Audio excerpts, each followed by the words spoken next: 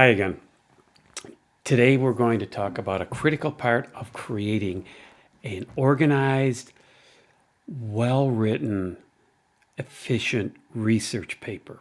Okay?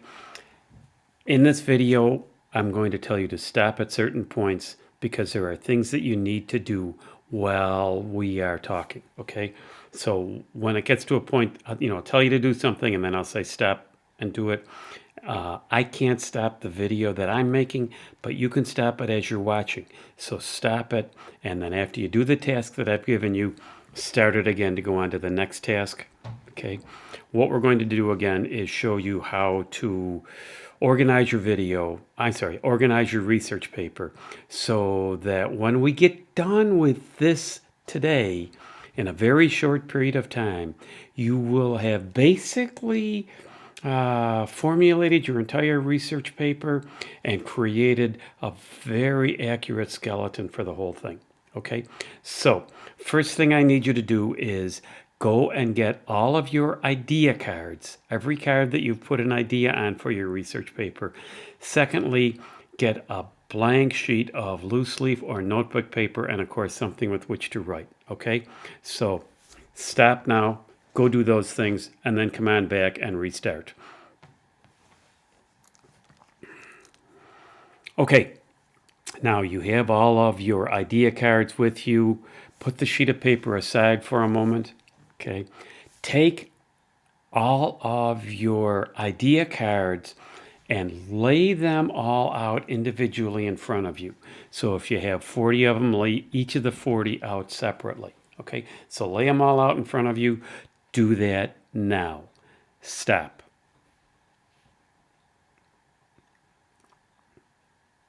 Okay, let's roll again. Now, read through all of those idea cards that you have in front of you, whether you have 25 or 30 or 40 or 50. Take a couple of minutes and read through all of them. Do that now. Stop.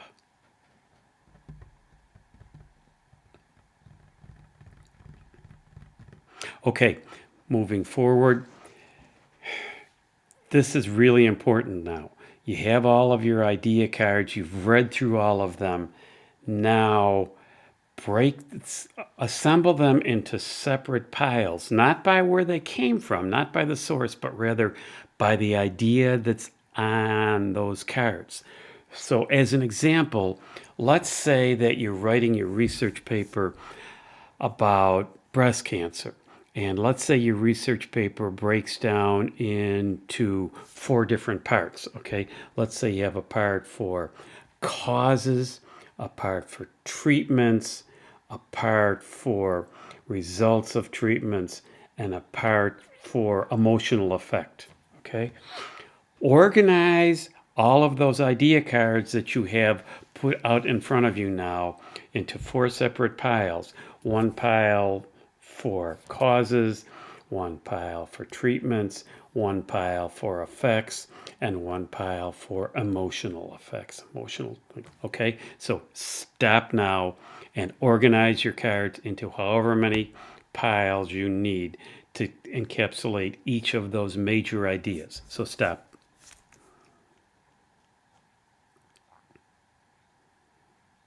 Okay, that took a little time, didn't it? Because it really took some thinking and some rereading and some organizing. But that's okay, because this will save you so much time as you go forward. Because again, one of the tough things in a research paper is knowing how to arrange your ideas. Well, that's what we're doing. So you've taken each of the major idea, all of the cards, and assembled them by major ideas. Okay, what you want to do now is go through each of those piles that you've done and put them in some kind of logical order. Arrange the ideas within each main idea in some kind of an order of importance or an order that you'll want to talk about them in. So what you're doing is you're taking the 3 or 4 or 5 different piles of main idea cards that you have and putting them in a logical order, okay? So stop and do that now and take your time, do it well, do it right. Okay.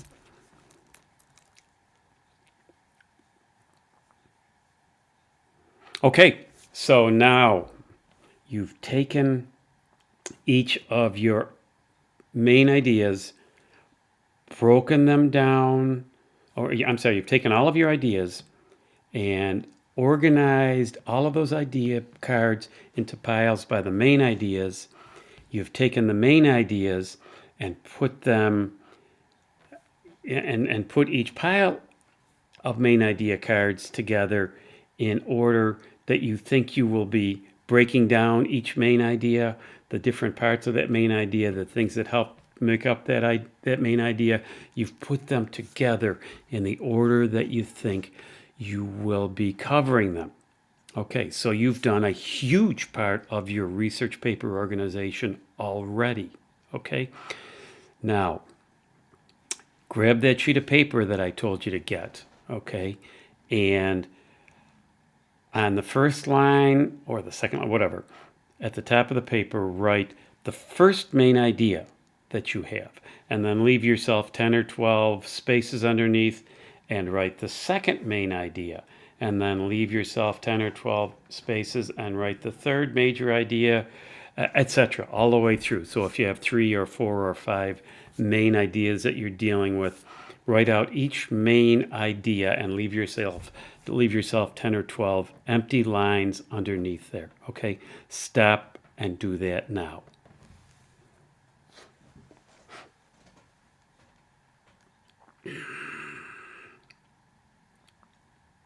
Okay, so moving forward, what you've done is kind of you've formulated, the head and shoulders and waist and feet of your research paper. The major parts. Okay, now in each pile, you've already organized each of your main ideas into separate piles, and then you've organized within those piles. Okay, go through each idea card in the first main idea and write out the idea that's on that card, right? Encapsulate it, summarize it into a simple statement underneath the main idea. So if you had 8 cards or 10 cards under your, in your first main idea pile, then capsulize the idea from each of those cards underneath the first main idea, and then the ones for the second pile under the main idea, do those, and the third main idea, do those, etc. Do all of that. Write those out on that sheet of paper. Okay, stop the video.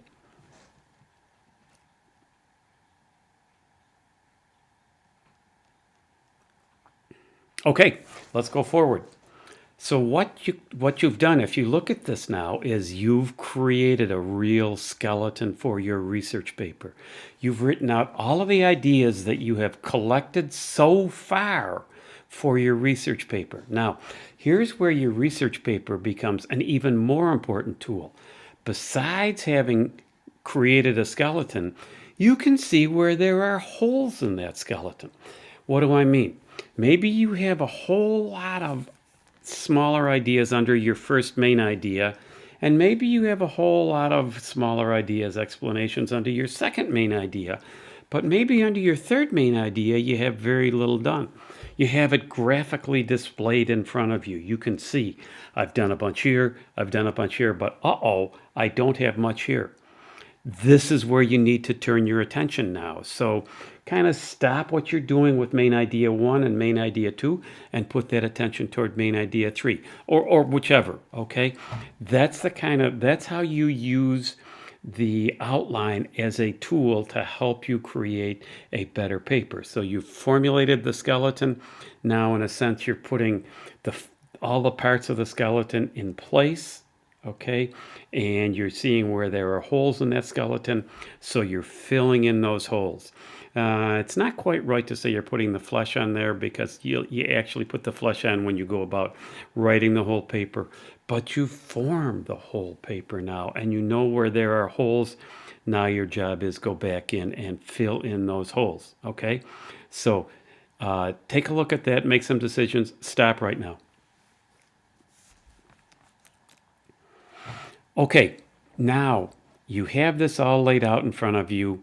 You can see where you have enough, where you need more. Something else you need to do is this. You need to read through everything that's on your outline and make sure all of it is developing what you said you were going to do in your thesis statement, okay?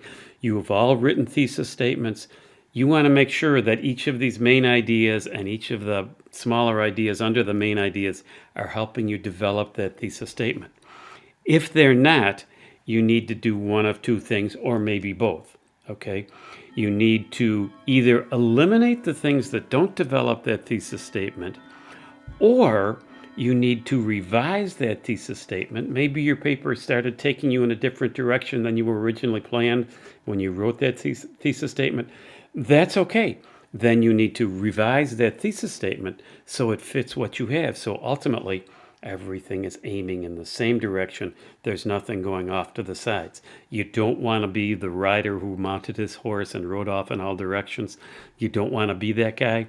You want one direction with all of this. You're saying at the beginning what the direction is, and these are the directions, okay? So again, you can change the thesis statement to fit the direction or eliminate some of the stuff you've done so that it all is pointing back toward that thesis statement, okay? So take a minute and read through it all and make sure it all works. Stop the video. Okay, now, with all of this stuff that you've done, an outline has a very set form to it, okay? Main ideas, major examples of main ideas, or I'm sorry, major explanations of main ideas, and then examples of those explanations or smaller explanations of those ideas. So there's a numbering and lettering system that goes with an outline, okay? Each of the major ideas takes a Roman numeral. So the first one is Roman numeral 1, the second main idea is Roman numeral 2, the third main idea is Roman numeral 3, etc. So stop the video and put Roman numerals in front of each of your main ideas now. That should have only taken you a few seconds, okay? Now, underneath each of those main ideas, you have listed on your sheet of paper the major examples and the smaller explanations and such. Okay, so the first major example of the first major idea, main idea, will have an A in front of it. Okay, and the second major example of that first main idea will have a B in front of it. Okay, and under the second main idea, then, the first major example will have an A in front of it, capital A. These are capital letters. And the second one will have a capital B, and the third one will have a capital A and a capital B, etc. Okay? Then with the smaller examples, with the sub-ideas, sub-examples, you'll use Arabic numerals. So you'll have the Roman numeral, the capital letter, the Roman numeral for the main idea, the capital letter for maybe the first major example. If you have explanations or sub-examples, you would have a 1 and a 2, okay?